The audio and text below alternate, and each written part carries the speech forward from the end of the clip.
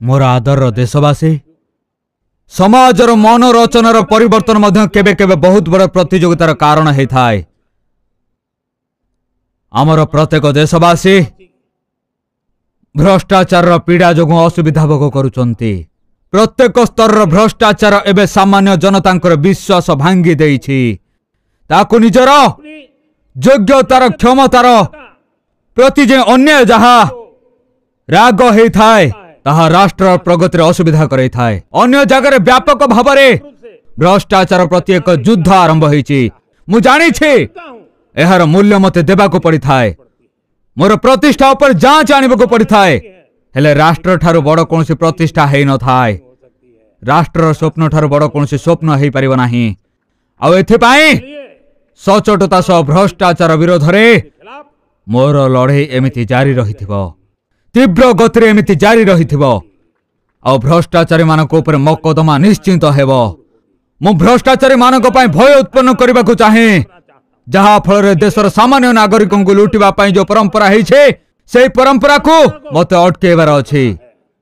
हेले सबुठ बड़ नुआ प्रतियोगिता आसुछे। भ्रष्टाचारी मानकर कथा बुझा जिवो।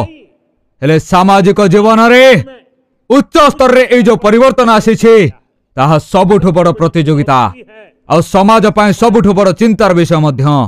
कोन के कल्पना करि परिबो कि मोर ही देश रे एते महान संविधान आमर हेई मध्य किछि एमिति लोक बाहर छंती जे भ्रष्टाचार महिमा वर्णना करुछंती। खोला भावरे भ्रष्टाचार जय जयकार करुछंती। समाज रे एही परिका मंजी लगेबार प्रचेष्टा हेउछि। भ्रष्टाचार जो महिमा वर्णना हेउछि भ्रष्टाचारी स्वीकारिता बढ़ेबा जो निरंतर चेष्टा चली ताहा स्वास्थ्य समाज पाए बहुत बड़ प्रतियोगिता हो गलानी। बहुत बड़ चिंतार विषय हो गलानी। भ्रष्टाचारी मानक प्रति समाज रे दूरता रखिले ही कौनसी मध्य भ्रष्टाचारी को सही रास्ता रे जिबाकू डर लागिबो। जदि ताहार महिमा वर्णना हेबो ताहले आज जे भ्रष्टाचार करूचे कि ताकू भी लागुची कि ये समाजर प्रतिष्ठार रंग बनी जाउची। एही रास्ता रे जिबा भूल हेबो नाही।